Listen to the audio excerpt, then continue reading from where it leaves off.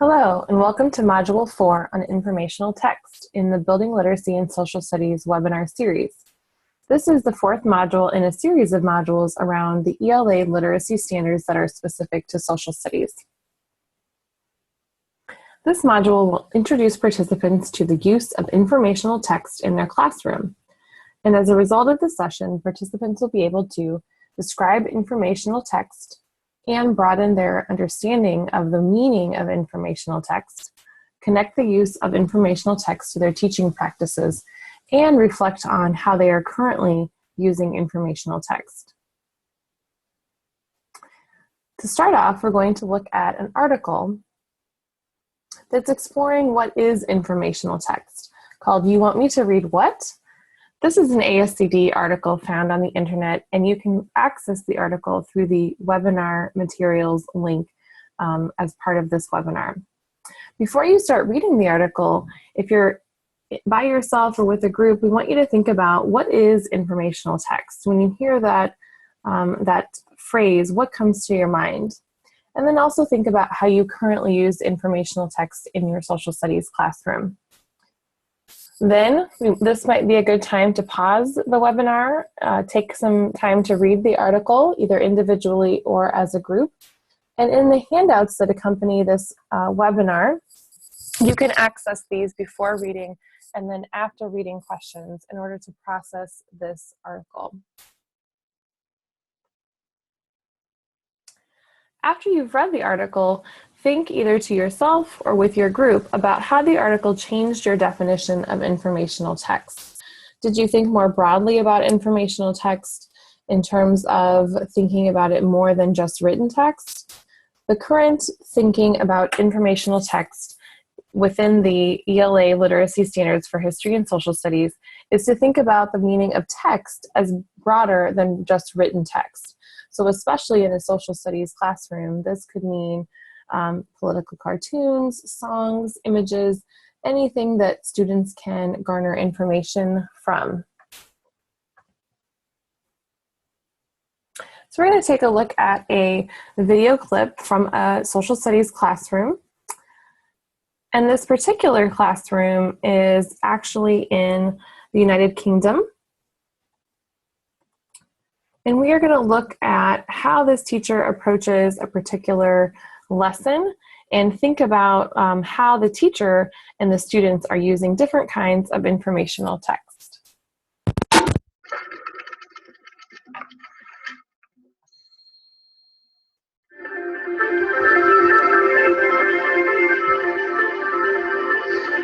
In this edition of Proven to Work, investigating one of the most infamous mysteries in history, is part of a lesson that exploits thinking skills in mixed ability groups and turns pupils into detectives. We'll be seeing the strategy in action and hearing from a top expert in educational research who will explain why it's proven to work. The first thing these Year 8 pupils have to detect is the subject of their investigation. What am I thinking might be murder? Well, the arrow in his chest looks like he's been murdered. It's the first way to get them engaged and to show them something that actually might spark their interest, and what's the other way to do that than showing them social blood or something like that in an image. They get together and engage straight away and get sucked into the idea of what business is about. The pupils soon work out they're looking into the death of a king and are told it's the rather suspicious death of William Rufus. The pupils are each given a different account, which they must share with other members of the group, and then decide what weight to give each piece of evidence. You've got a set of sources that were taken from either history books or sources from the period of time when William was killed. This lesson is basically intended to get the students to have a look at different types of evidence and actually communicate with evidence only that to decide what actually happened to William II. With their weapons ready, he suddenly ran between them. The king drew back from his place and water let fly an arrow. They really start to look at each other's ideas, they really start to consider possibilities that they wouldn't necessarily do if they were working independently. I'm hearing of his brother's death, Henry going to Winchester, and he said August came to Clarence and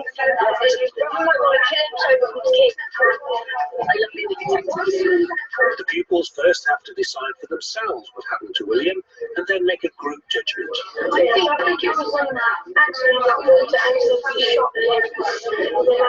It's a murder because his brother would inherit it if he got if his brother died. So he could have told his men or paid his men to kill him and they could have had an accident. It means that right from the start, pupils are working independently, but at the same time relying on other members of their group. This approach could be adapted and made much more challenging by including complete red herrings in the evidence.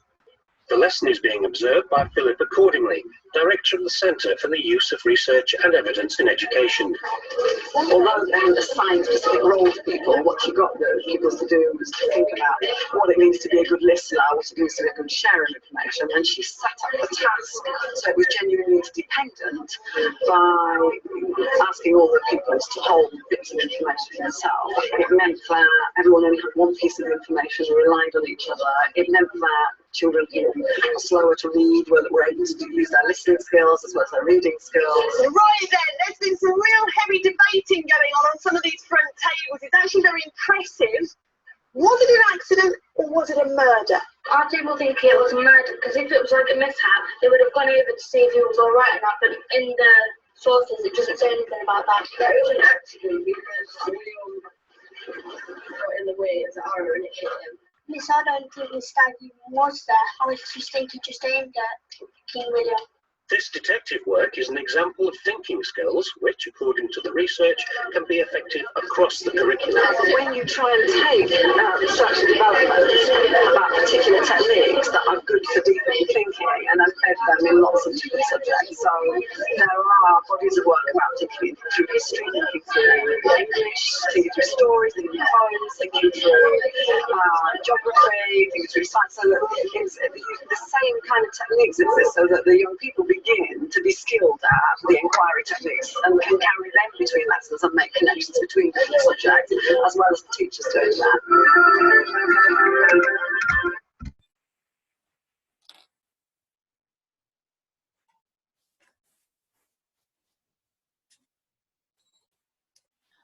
Okay, so this video touched on not only what was covered in the last module, but also with informational text that this particular module is about. So what types of informational text is the teacher using in the video? What types of informational text are the students accessing? And what does that look like in your own classroom? Are students accessing a variety of different kinds of informational text? What types of informational text was not present in the particular, were not present in the particular classroom that you viewed? So individually or with your group, go ahead and process what you saw in the video. One of the things that was referenced in the video was the use of primary and secondary sources. And an initial step to using primary and secondary sources in a social studies classroom is to really break down what does that really mean. And oftentimes students can give kind of a surface definition of these, but it's really important to go through even like a whole class process to come up with a class definition and work with that definition all year so that kids are really clear about a primary and secondary source.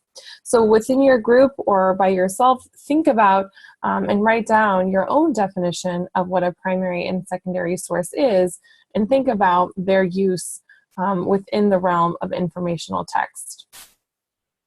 One of the ways to start off any social studies classroom in order to firm up that definition is, once you have some kind of definition, is to ask kids to physically sort different documents into either primary and secondary sources.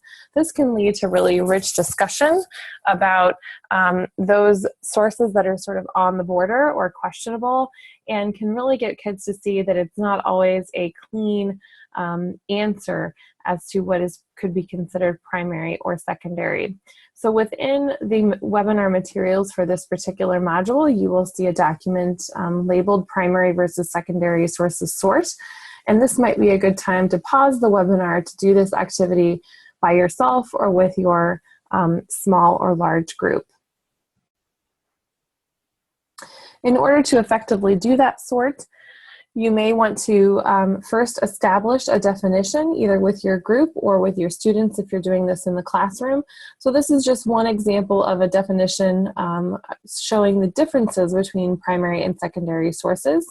So primary sources are providing that firsthand testimony or direct evidence, and secondary sources are really the interpretation of those primary sources.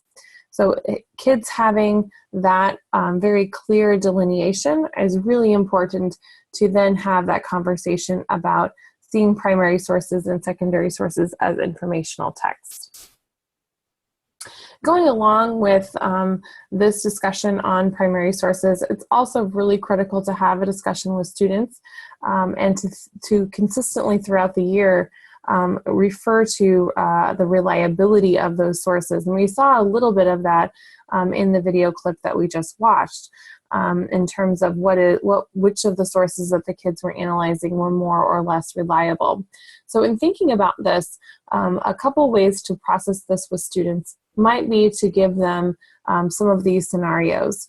So a historical question, if we were looking at why were Japanese Americans put in internment camps in World War II, and we had two sources that we had to sort of tip the scale with in terms of which source is more reliable. We have a government film explaining internment in 1942 and a government report on Japanese internment from 1982 based on declassified government documents. Traditionally, when these scenarios have been given to students, students select source number one because the teacher has spent a lot of time talking about how primary sources are more accurate, they're from the time period, etc. But in this particular case, in this particular scenario, source number two is probably going to be the most reliable because source number one is probably a propaganda source. And so although it might be interesting to study from a propaganda standpoint, it might not get to the heart of our question in terms of why were they put in internment camps. So a good scenario to run through with students around looking at reliability of sources and not assuming that just because it's a primary source from that particular time period that it would be more reliable. Second scenario, what was the layout of the Nazi concentration camp at Auschwitz? We have two sources, an interview with an 80-year-old Holocaust survivor that took place in 1985, and a map of a concentration camp found in Nazi files. This also leads to great discussion about the reliability of eyewitness testimony. So students typically also choose source number one in this example because there is an assumption that if there is a survivor or an eyewitness, it must be reliable. But then we also have to look at the time that that interview took place and also think about what is the historical question really getting to. If it's not necessarily asking about a specific person's experience, but it's asking about the layout of the concentration camp. So interesting discussions could definitely emerge about which of those two sources might be the most reliable with the historical question that we're trying to answer. So one of the things that the classroom example that we looked at also explored was the idea of using images within classrooms as informational text, and the idea that we have to employ specific strategies in order to read and process images. So this particular image, if you're by yourself or with a group, we're going to lay out one particular strategy to use in order to read images. There are several strategies, and some people could refer to these as visual thinking strategies. So if you want to know more about this, you can contact stephanie.wager@iowa.gov for some more information regarding these visual thinking strategies. In this particular instance, we're going to use the I see, I think, I wonder, I know strategy. And the important component to this particular strategy is that our mind tends to first want to take guesses about what do we think this picture is. And one of the things that we have to kind of train ourselves to do in order to read an image is to first think about what do we actually see in the image? What is the evidence? So things like I see a chair or I see windows, I see buckets, those kinds of things. We want students to really kind of slow down in order to process the image. The second step is I think, and this might be where the teacher is asking some probing questions. Was this picture taken after 1900? Was this picture taken in the United States? This can help kids, again, look at those clues that they looked at in the first step to try to narrow down really what are they seeing and what's happening in the image. So that second one is I think, and they're using the evidence from the first step to come up with why they think what they do. The third step is I wonder. And again, this is building on the first two steps to kind of almost put in a hypothesis of I wonder if this is X. So that third step is critical in using the first two steps to be able to answer that. And the final step is I know. So based off of all of the sort of research and processing of the image, what are the things that we know about this image, or we're pretty sure that we know about this image. So this particular image comes from the Library of Congress from the Lewis Hine collection, taken in the early 1900s, and is actually called Reader in a Cigar Factory. And this depicts the man in the chair who has been hired by the workers to serve as a reader. It's a great image to use for this idea of reading an image, because students often think that is the boss, and he's sitting on a chair and he's reading and he's telling the workers what to do, when in fact it's a very different answer, and when we get into sort of the details of the image. So building on this strategy of I see, I think, I wonder, I know, attached to this webinar is a two-part map. And so if you have access to those materials linked within the webinar, and you pull that up, this particular map is in a number of pieces. And so if you have been following along with this webinar, you're going to find your John F. Kennedy partner if you're working in a small or large group. And you're going to be given a piece of the map. And we're going to ask you to do the same thing that we just did with the Reader in a Cigar Factory image.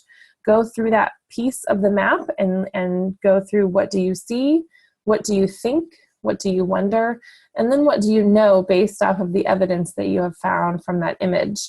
And the cool thing about this particular reading of a map is because it's in pieces, you can then come up as a whole group and put the map together and kind of see if everybody's I see, I think, I wonder, I know is accurate based off of what you're looking at. The particular map that we're using for this is called the Waldseemüller map, and it's the first map in which America appears on the map. So it's a great strategy to use with any image, but especially a map, and especially a historical map, to sort of cut that up or break that up so students can really look at details and process those details of the image. As we close out this webinar on informational text, informational text is one of the main shifts in the ELA literacy standards for history and social studies. It is very easy to use informational text in any social studies classroom, but it's how it is being used that we want to really think about and process and shift within this particular module. So how is the use of informational text relevant to your teaching? And how might you incorporate informational text into your teaching practice in new ways based off of what you heard in the module today? As always, if you have any questions about this particular module or the series of modules found on our website, you can contact me at stephanie.wager@iowa.gov. Thank you.